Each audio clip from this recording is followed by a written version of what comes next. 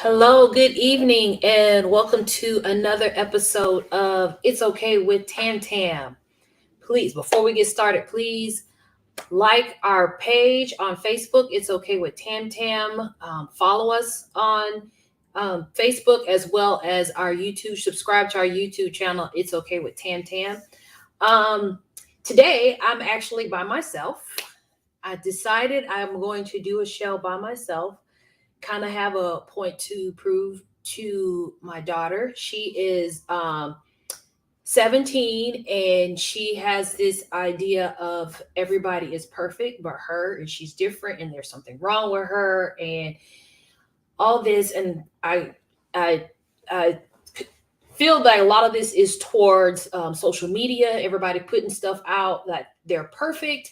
And so I'm putting myself out to talk about my imperfections. So I titled this My Abilities, Not My Disabilities. So I'm going to talk about some of my disabilities that I have and kind of how I got through them so she understands. And I'm hoping somebody can chime in and comment, and if it's some kind of disability or something that they're dealing with, so that my daughter can see that she is perfect the way she is. God made her the way she is, and she needs to love who she is.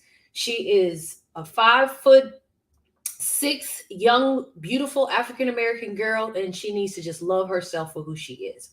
So the thing that I'm gonna talk about is my, I guess you can say, my learning disabilities. So I am a high school graduate. I do have a bachelor's degree, I have a master's degree, and I have a doctorate degree. And I must say, none of that was easy to obtain, especially since I have these learning disability, which I didn't find out until I got to grad school. And I think some of this I was able to overcome because my mom, little did she know, she was teaching me stuff that actually helped me out um, in the future with learning in school. So I did start reading at an early age, even though I am dyslexic, and like I say, didn't find out till graduate school because I was really struggling.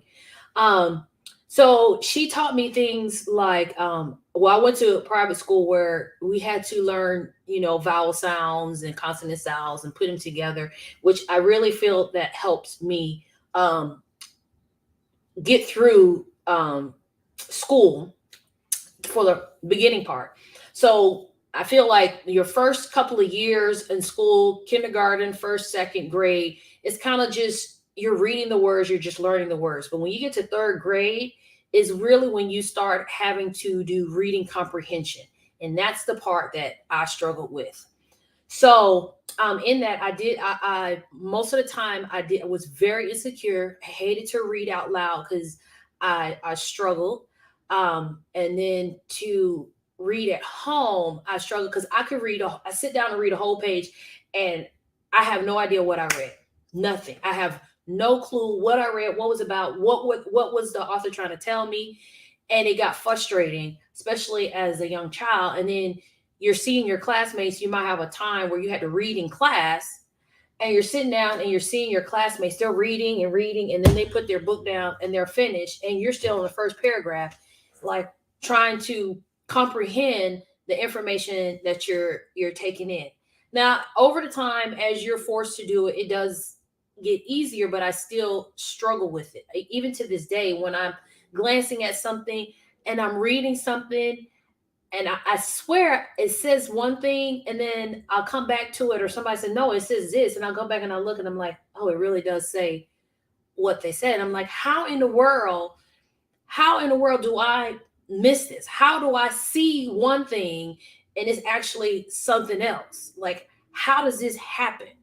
And so what happened was, when I went to graduate school, you had to read all these articles and stuff, and I'm like, I'm struggling, and I'm like, what the heck is wrong with me? And I come back, and they're like, oh, I read this and this, and this said this and this, and I'm like, I don't have the time. Like, I'm reading, and I'm not getting the information, and I'm not able to keep up.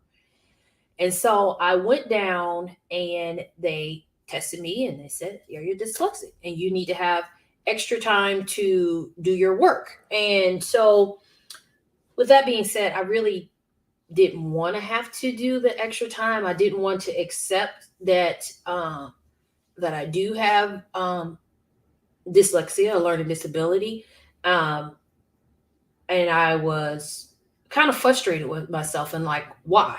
Like, why?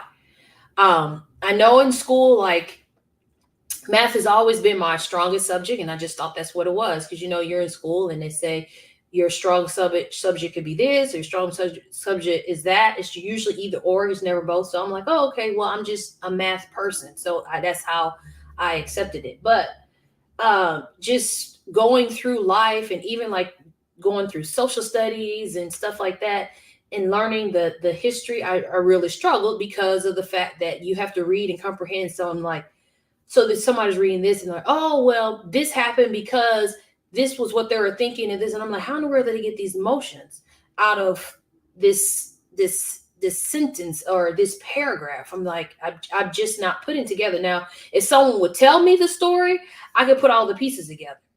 And so going through school, I kind of, that's how I had to learn new material, is I had to pick it up very quickly, like hearing it when we're having a discussion in class. I had to pick it up very quickly what was going on and put the pieces together.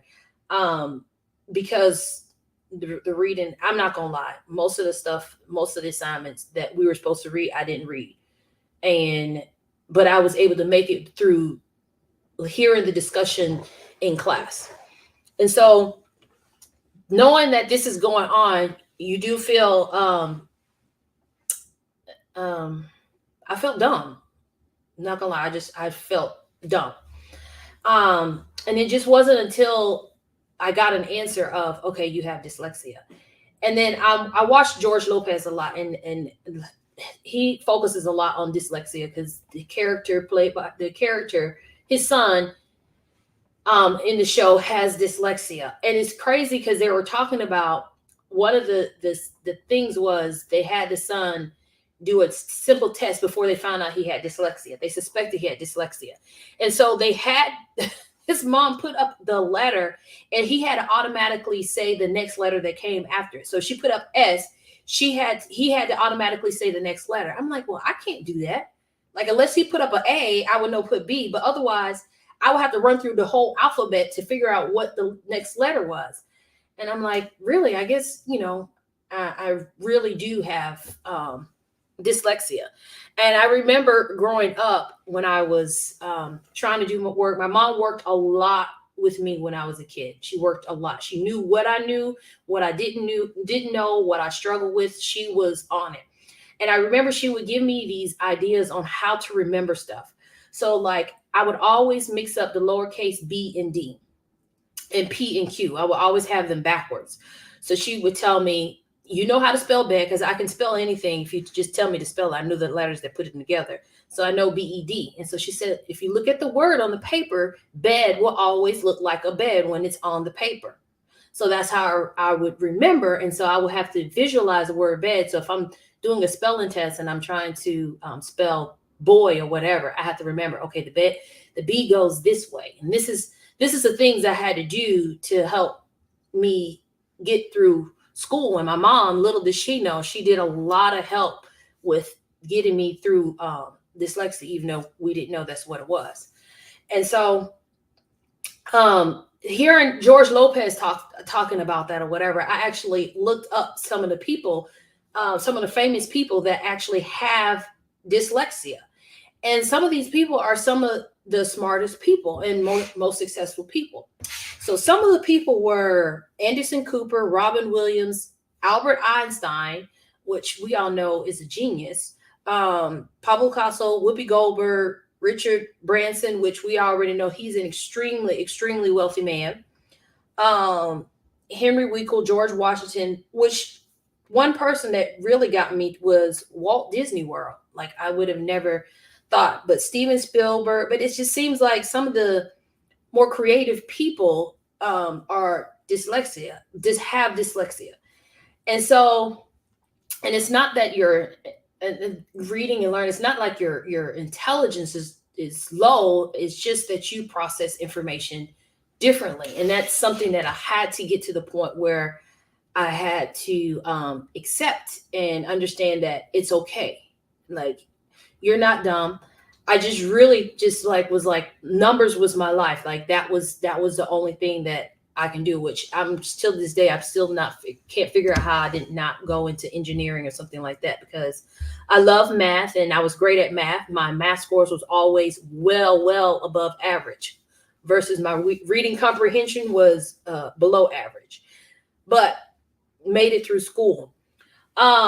So with that being said, that anybody that may have dyslexia or have children that have dyslexia, just instill the confidence that you're not dumb, you're not slow, you just process information different, and you can take it in. And there's a lot of successful people that have dyslexia, and they work through, and they live very normal lives. Actually, some live very successful lives.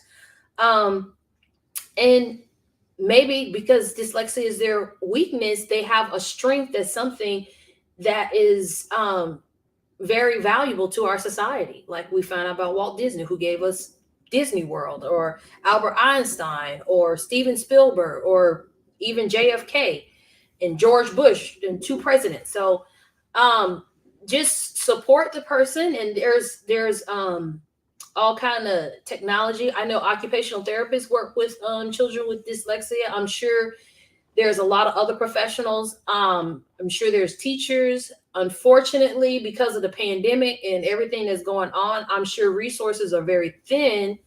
But YouTube is like the master of everything. So anything you want to learn. So if you are a parent who you may suspect of having a learning disability or something like that, I would look it up on YouTube. I would inform the school to see if there's some testing that they can do um, to help your child and find out what exactly may be going on. And then I would go to YouTube if they don't have the resources at the school to help you out, to figure out what ways you can help or find out.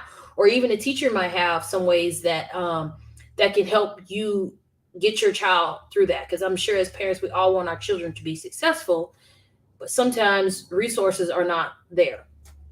Um, so that is one of the disabilities that I have. Another one is ADD. So I guess now it's considered ADHD. I guess since I looked it up, since 1987, it's not ADD. I mean, yeah, not ADD, it's ADHD. So a combination of dyslexia and ADD is pretty tough to deal with in school. So ADD, like, I don't feel like I am a hyper person, but I do move around a lot, but I do have problems with um, staying focused on task. I taught high school science. I love science. Um, I think because it's a hands-on subject, and I am a kinesthetic learner. I do a lot of stuff. If I work with my hands, I can do stuff all day. Um, but when I taught high school science, because I know that I'm not the strongest reader, and I know that there's probably some kids in my classroom. It wasn't probably, there were some kids in there that had some learning disabilities that was not discovered, and they were in high school. And so I didn't make my kids sit at a desk for an hour and a half. They sat at their desk for attendance, and then they got up and they moved and they explored. And because I can't function sitting for long periods of time.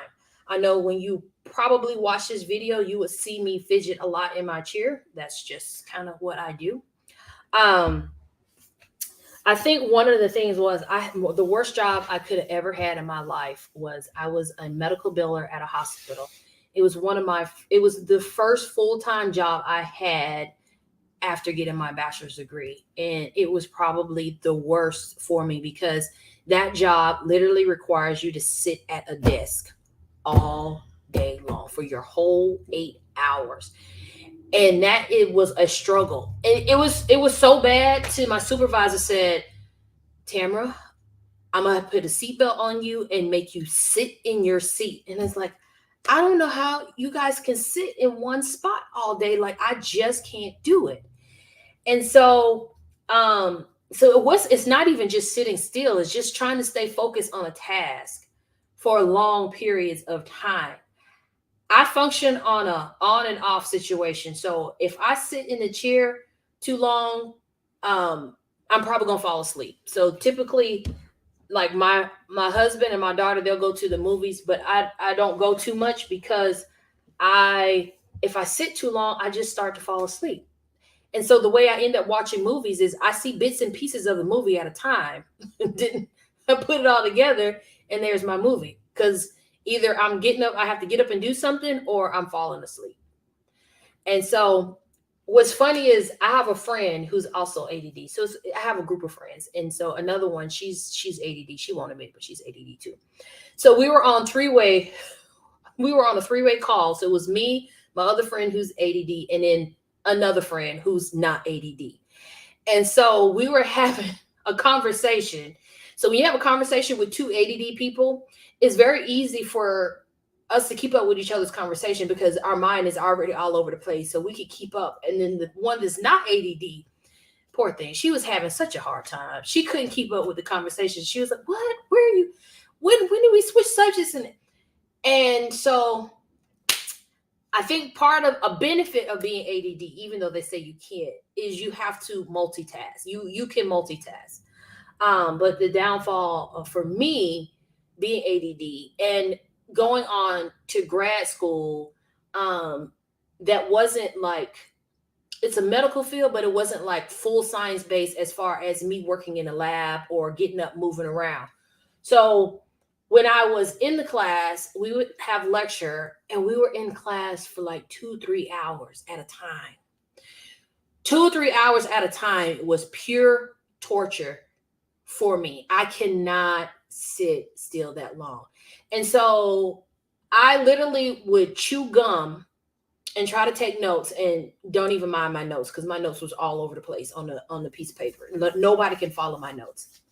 And so I would chew gum and I would chew gum so much to try to stay focused that the gum basically just broke down and just like turned to mush in my mouth because I chewed the gum that much. And also, I chewed the gum so much that I got lockjaw. There was some days I would go and I could not open my mouth all the way because I had locked up my muscles in my face because I was trying to stay focused. But it got to the point where I literally had to walk out of class. I had to walk out of class every so often and walk around the building so I can get back focused, which that's just what I had to do. So that's one of the things is I know how I am. So to have a child like sit in my class when I was teaching science was I just couldn't do it. And so I really think it's kind of torture for kids, even like to have a kindergarten or a first grade to sit for long periods of time, even just as a kid, not even ADD or anything, just as a kid to have them sit. Like I'm a firm believer, like you get up and move. Like when I had my baby shower, like in my for both my kids, I wanted everybody up, moving, dancing, having a good time. Like I don't want people to sit still, but that's just kind of who I am. Like, got to get up and move. And so, um, I'm not gonna lie, I am easily distracted. I have had situations where I was in full conversation and I was talking and I was saying something that was on my mind. And in the middle of a sentence, something distracted me and I had totally lost focus and didn't know what the heck I was talking about. I had just completely forgot what I was talking about. Just forgot, which is crazy. But somehow I make it through life and I have accepted that's what I am. And I don't know how I make it through some stuff. My mom always tells me, like, just write stuff down and like, so like a grocery list. If you're going to go to the grocery store, write a grocery list. I never remember my grocery list, so it's really no point in me writing it down. I have tried the grocery list. Things my husband's like, you need to make a list of things you got to do for the day so you can do them. I do that, and half the time I lose the list, and then I find it, and it's after the fact. So that doesn't work with me for me either. I have to figure out what works for me, and I have not. And I'm in my 40s, and I don't know how to figure out what's going to work for me. But I'm functioning. I do have planners. When I was in school, I did have planners, so I have my assignments um, planned out that I'm going to do, which I have to give myself extra time to complete assignments because of the dyslexia. So for all the papers that I had to write because of my dyslexia, I have to write them and get them finished ahead of time, and I have to proofread them the next day because when I proofread them right after I write them, I know exactly what I want to say. So in my head, that's what is on the paper. But in actuality, that is not what's on the paper. And for the longest, I'm like what is wrong with me? But that's just part of the dyslexia. So anyway, so it's interesting. I looked up a lot of people, a lot of famous people that are ADD. So some of them that stood out was the fact that Walt Disney and Albert Einstein are both ADD as well as dyslexic. So I don't feel so bad that I have both of them.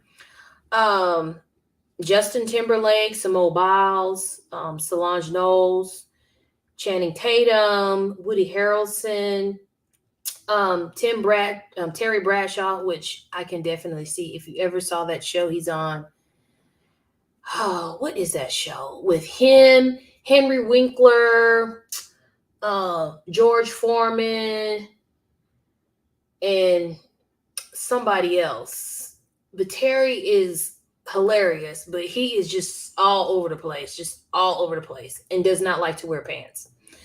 So anyway, so looking at that and just seeing just some of the people, just kind of how they perform um, as a person, but it just seems like to me, although these are classified as disabilities, I feel like they're abilities because I feel like they once you have accepted that that's what this is, that this is what you have, you can find a way to utilize it to benefit you. And I think that's the thing that Walt Disney did. Like he wanted to something where he can move around, and it's just I feel like it brought out his creativity and bringing in it to a place a child would want to be. So if you know that you have this, you're not going to have something that's going to go against what you need. Like when you're ADD, you need that freedom to be up, move, and get around. And if you're dyslexic, you're not trying to sit down and read. I'm not gonna I'm not gonna lie. I feel bad when people are sitting down and they're talking about, okay, I read this book, and I'm like, I've read about one or two books in my life, and it was a struggle to the point where I'm getting headaches trying to read and stay focused uh, on it and get it done. But although I haven't right now, it's like you don't have to read books. You can do Audible, which I find great. So I usually do Audibles when I'm walking because I have to walk. I have to walk every day if I can. That's my goal if the weather is nice. I like to walk. It gives me time to get out, move around, and explore, look at the squirrels and everything. I don't like walking on the treadmill because I'm moving and going nowhere. I can't. I'm seeing the same thing over and over again. It's boring. It's probably part of my ADD. I can't stay focused. My mind starts to wander on everything else. But that's just who I am, and it's okay. And I'm hoping that my daughter gets to the point that she accepts all of her stuff. It's not even a disability, it's an ability. So what you have makes you stronger in something else. Like I'm able to multitask. I'm able to be creative. When I was teaching high school science, because I didn't want things a certain way, it allowed me to be creative. It allowed me to think of projects that they can do and that will allow them to enjoy. Like they had to build race cars, and we raced them, and they had to go outside and predict the weather based on the position of the clouds. They had to recreate the ocean floor. So it allowed me to be creative because I know how I felt. So I feel like whatever she has going on, just accept it. She's so worried about her height and how she looks, and all this pressure from social media and everybody presenting that they're perfect, but nobody's perfect. We have to love ourselves and be confident in who we are, and it's in our strengths. Okay, if we're weak in something else, but we're going to be strong in something too. So go with it, and it's okay. And I'm hoping that she gets in her head. I wish somebody would have messaged in to say, hey, this, so that she can see that she is beautiful the way she is. There is nothing wrong with her. She's actually very intelligent. I was worried about her having dyslexia. Didn't get her tested. She seems to be doing fine. Math is also her stronger subject, but she does pretty good in her English classes, and she's a straight A student. I mean, what can I say? She has a talent. She plays music. So, and she's a beautiful girl. I'm not saying it's just because I'm her mother. I'm a real mother. Like, she is not an athlete. She is not going to get a scholarship in college for any kind of sport. She is not going to be good in any kind of sport because she does not like. She could say she likes sports, but she don't want to walk down the street around the corner with me. So she's not going to do any sports. So, but she's a beautiful girl. She's talented. She's smart. She's a triple threat. And I need for her to understand that and love her and love herself. And any young girl out there, like, there's so much pressure from social media to be perfect. Like, understand you are beautiful the way you are. And all these people injecting this and doing this, and now they're coming back and they have to take it out because it's toxic to their body. Just love yourself. It's okay. You are beautiful. Love yourself. Whether you have a learning disability, you don't have a learning disability, whether you have moles on your body or you have a birthmark, love it. Love it. It's something you can change whatever you think is negative and change it to your benefit. Just like Martin. We all know Martin Lawrence. Martin Lawrence has the big ears that stick out. He picks at himself before he does anything, does let anybody else do it, but he knows that's what it is, and he's accepted it. It's okay, but he knows he's funny. He knows he's a great actor, so he focuses on his strength. Cat Williams is very short, but he focuses on, he knows I'm short. That's just what it is. I accept it. It's just, to me, it seems like it's easier for a man to accept their shortcomings than it is for a woman. And I think society does put pressure on, but I think we put added pressure on ourselves. But we have to love ourselves for whatever we have. If go with your strengths, and it's gonna be okay. So today was a short session because I'm by myself and I can only do so much talking before I lose focus and go on something else. So remember to like my page, follow my page. It's okay with Tam Tam. Subscribe to our YouTube channel. We have all kinds of topics that we talk about. So I think our next topic, we're going to be talking about blended family. So stay tuned on that. So I will see you guys next week. Bye.